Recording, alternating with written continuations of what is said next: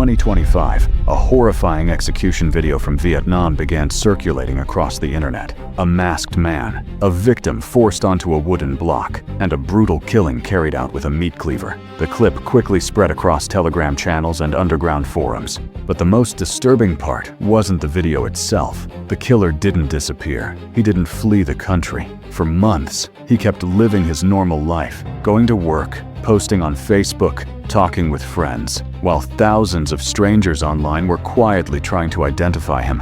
Not police, not professional detectives, just ordinary people on the internet, analyzing every detail of the video, frame by frame.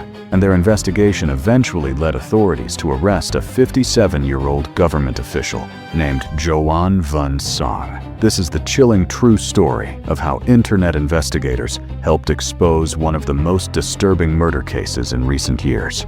The story begins on January 25, 2025. Just before Vietnam's Lunar New Year, a 36-year-old man named Nguyễn Xuân Đạt traveled to a quiet rural area in Lang Son province. He had been invited there by someone he knew online. That man was Đoàn Văn Sáng. At first glance, Sáng looked completely ordinary. He was a 57-year-old deputy market inspector, a government employee responsible for monitoring trade violations. But investigators say that inside an abandoned government office building, something horrific happened. According to police, Sáng murdered Đạt inside the building. After the killing, investigators say he carefully cleaned the scene, attempted to remove evidence, and disposed of the victim's body. And then something strange happened. He went back to living his life as if nothing had happened. For months, the crime remained hidden until a video surfaced online. In July 2025, a disturbing video began circulating across Telegram channels and dark internet forums.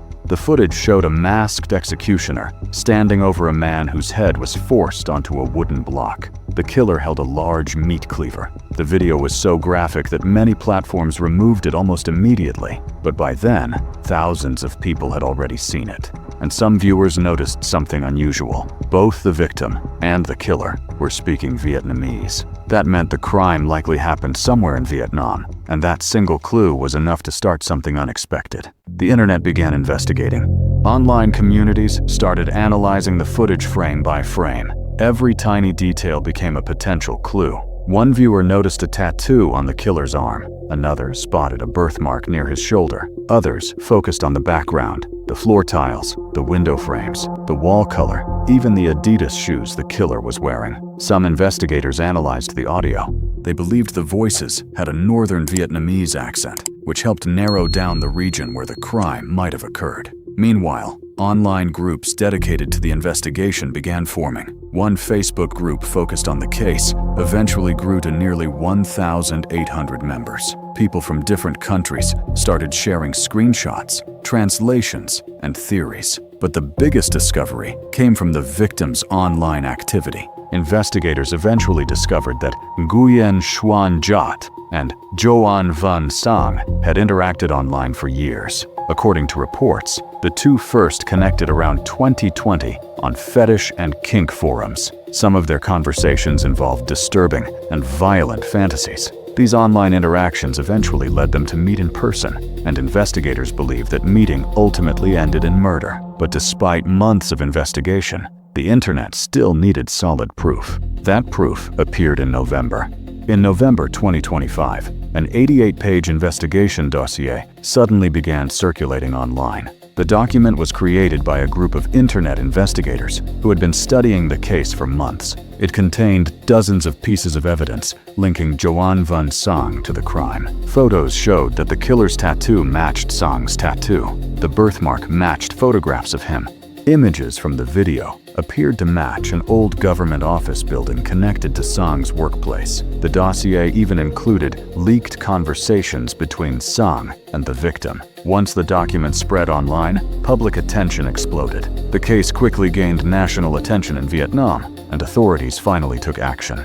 On November 28, 2025, police raided Đoàn Văn Sáng home in Lang Son. Investigators seized potential evidence. The next day, they searched the abandoned government office where the killing was believed to have happened. According to reports, Investigators even brought equipment to search the building's septic tank. That same day, authorities officially detained Đoàn Văn Sáng on suspicion of murder.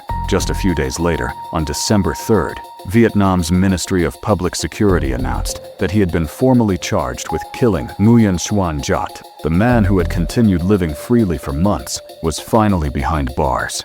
As the case spread across social media, many people began referring to it as the Cannibal case. But there is something important to understand. Authorities have never confirmed any evidence of cannibalism in the case. Police reports only state that the victim was murdered and that the body was disposed of. Officials have repeatedly warned people not to share the graphic videos or spread unverified claims. Still, the disturbing rumors helped the case spread across the internet. What makes this case unusual is how it unfolded. A brutal crime remained hidden for months, but thousands of strangers working together online began connecting the clues. They analyzed tattoos, studied background objects, compared building details, tracked online conversations. Piece by piece, they built a timeline that pointed directly to one man, Đoàn Văn Sáng. And once that information reached the public, authorities moved quickly.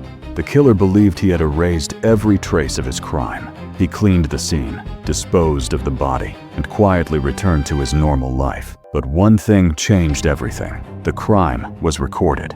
And once that video reached the internet, thousands of people began searching for the truth. Because in the modern world, sometimes the internet becomes the investigator.